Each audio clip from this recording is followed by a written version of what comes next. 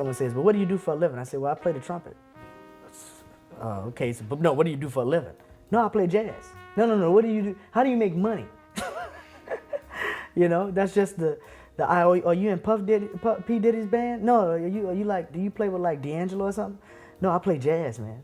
You know, just the overall idea of playing jazz, it's, you know, there's the reality of it, and then there's the perception of it. There's so many different things to change about it. So the jazz fight is the fight of, look, just because I play jazz doesn't mean I'm a fat black old man who has, you know, raggedy clothes on, playing in a hall, playing in a small place on Bourbon Street that only 40 people can come see me play. And just because I play jazz doesn't mean that, you know, I'm not interested in visual arts or I'm not interested in other things. So that's what the jazz fight is about. Just because I play jazz doesn't mean, you know, you can't realize the American dream.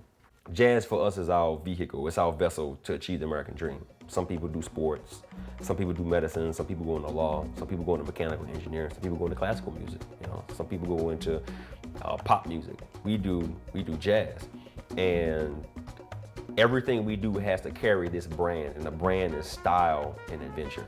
Miles Davis has a great quote. He says, "Life for me is about style and music." For us, you know, it's about style and adventure. An instrument is an extension of the body. So for a jazz musician to work out is normal. A body is the most essential aspect of an instrument. If your body isn't together, you can't play, you can't do anything.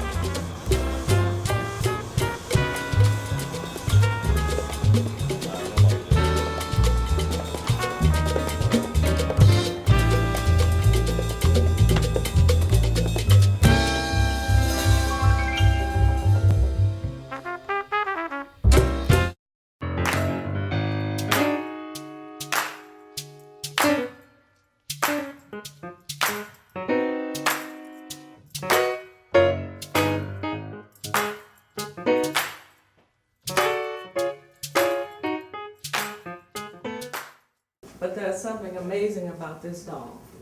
This doll is called Katrina. And you see this? This is a slave ship. How people were packed in the slave ships coming from Africa. But she said she started looking at how people were packed into the convention center. And there were some overheads of that. And this is the convention center. And the similarities to that, it's eerie. Do you see that? Art is about life, the way of life, the way that we do things. That's culture, the definition of what we're about. When you can transform what you're about is the highest level of art. That's why it's important to be a part of different things. Go to concerts. You know, if you come to my house, you're going to see art on the walls. If you're going to come to what I'm doing, it's going to have a look. It's going to have a style to it.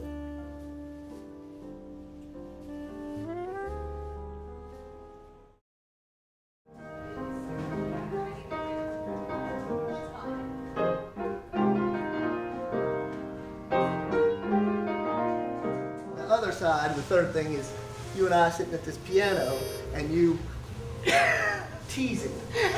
There's no other way to say it. With that little finger in that hand, those little high notes, and driving the ladies crazy. And that's what jazz does at the end of the day. It really does drive everybody crazy. The Ritz-Carlton, Penthouse, New Orleans.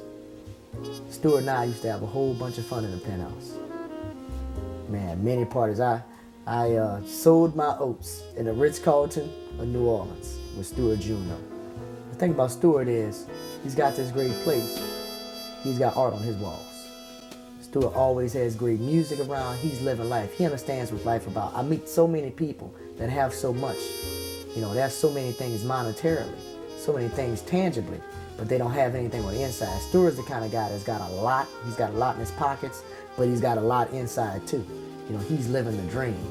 And to hang out with Stuart at his place, I mean, you can just look at marble all over the place. You can look at his hot tub. You look at the bedrooms. I mean, the roof. You look at the view, seeing the entire city. What's better than that? You know, it's got his own flavor. It's got his own style. He's being his self. He's being an individual, and he loves jazz.